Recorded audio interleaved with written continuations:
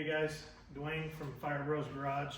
If you saw our intro video that Matt did and introduced us, and you saw this car in the background. This car is my dad's.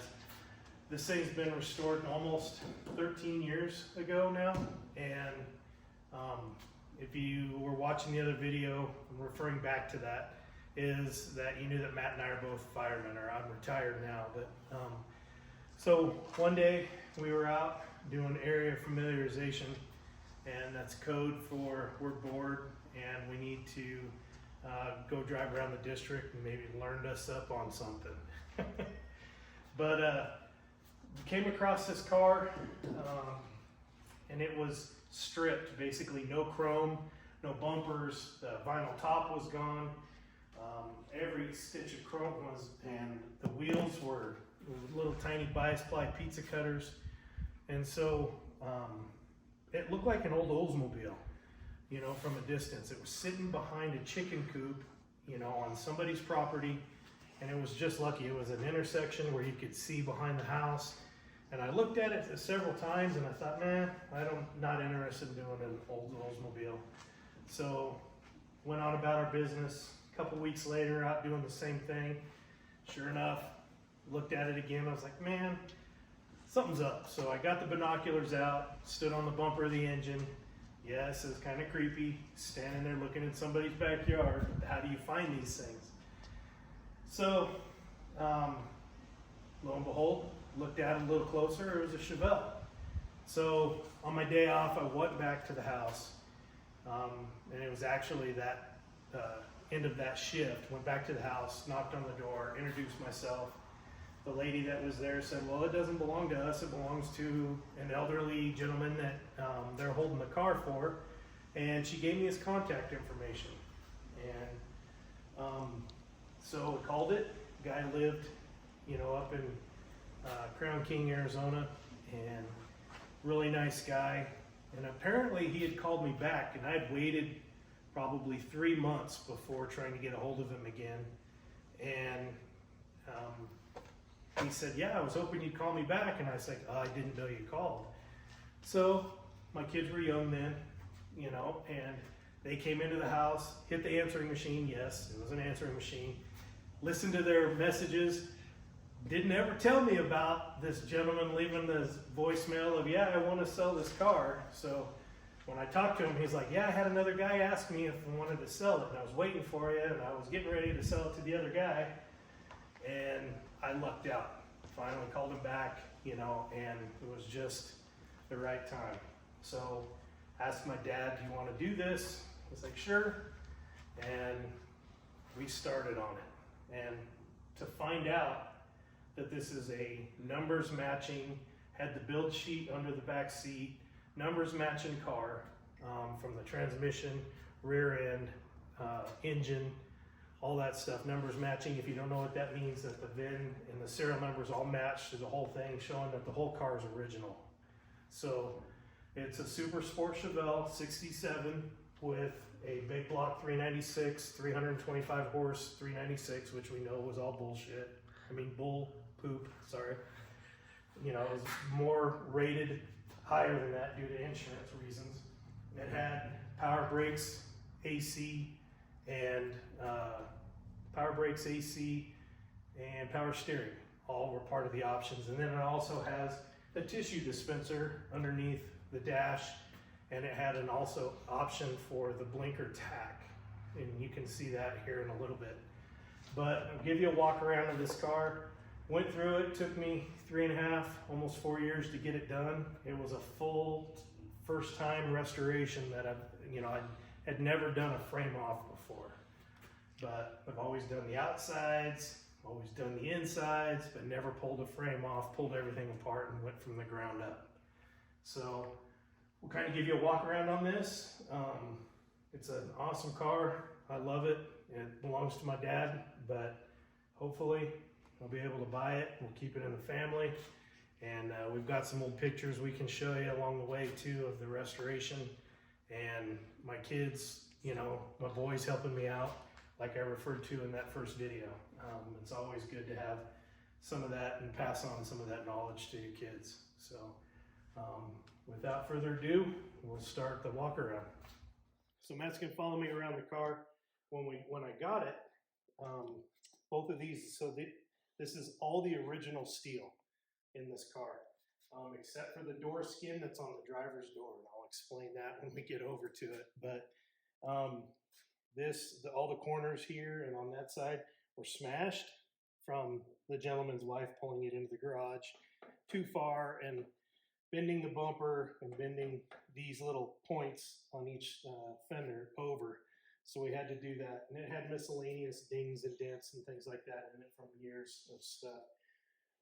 Tree branch had fallen off over the years, hit the mirror here, so the mirror was gone, and there was probably a ½ inch of Bondo from when he had it fixed that was in there, and it was cracking, so we ground it all out, pulled those dents out of that.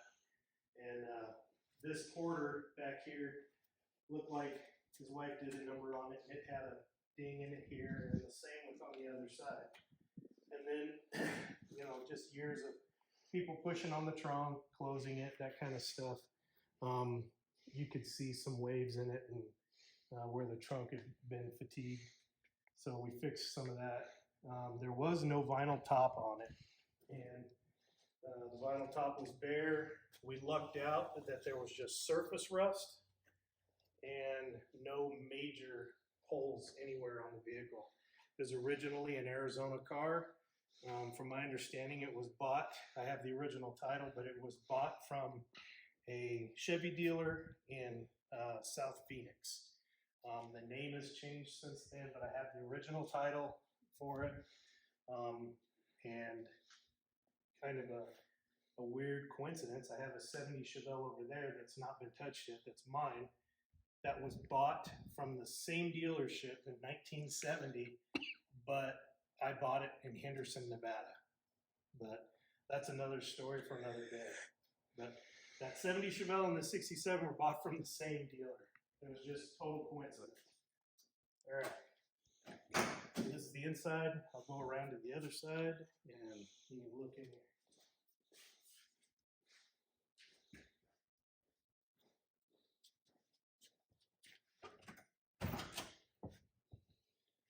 So the whole interior has been redone on this car.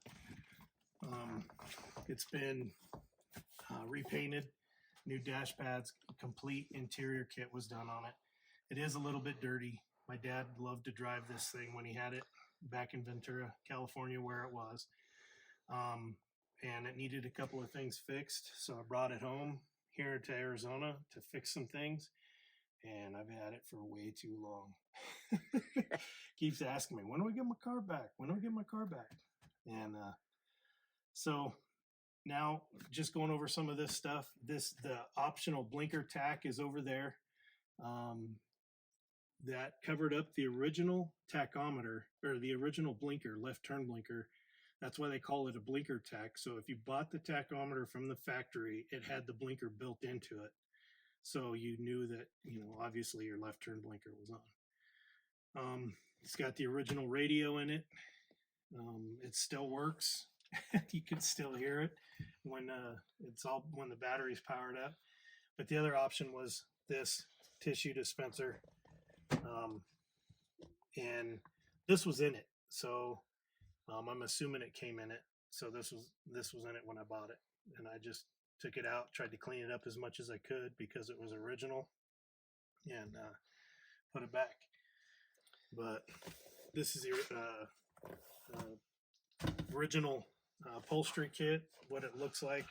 This was purchased through Classic Industries, and it was, for the first time of doing your own interior work and hoggering and stuff and that kind of thing, I think I did all right.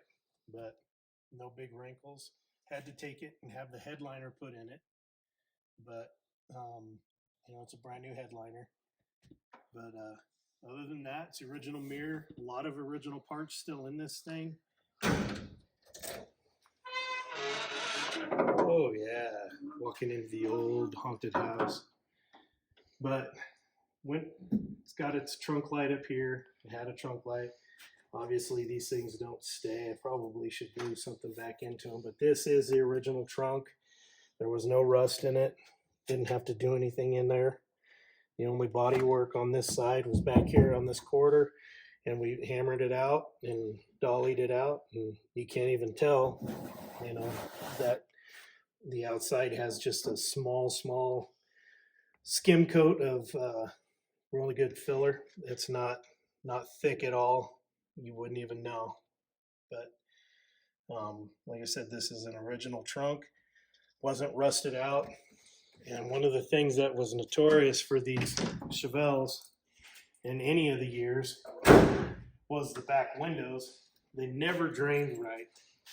They always had this body seam back here, and that all the water and leaves and everything would collect in here. It didn't matter if it was from 64 to 72. It would just sit right here, and it would rush through the trunk and down. You know, you could see your drive shaft in some cases if it was bad enough. But you know, because it's an Arizona car and it didn't sit like that, you know, under trees, there was hardly any rust in this car at all. We had one spot that was more like right here. We cut it out, filled it in, and then the rest of it was good. So, you know, this is truly a solid car, and there's not much that you find out there like that when I found this one. So one of the things I forgot to tell you guys is one of the ways you can tell Chevy an original air conditioning car is looking at the glass. If the glass had a green or a greenish blue hue to it or tint to it, that was their way of one, keeping the cool in the car, but also it was like a tinting. And if it was the bluish color or greenish blue, that was originally an AC car. So the glass in this car, as you can see, there's some scratches in it here and there. But the glass all the way around this thing, other than the front windshield, is the original glass. So,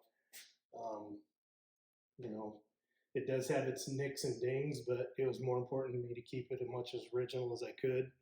And some of the new stuff just doesn't fit, you know, and I didn't want to replace one window and have the tint not quite match the rest of the stuff from the other windows. So I just chose to clean them up as best I could. They came out awesome. So.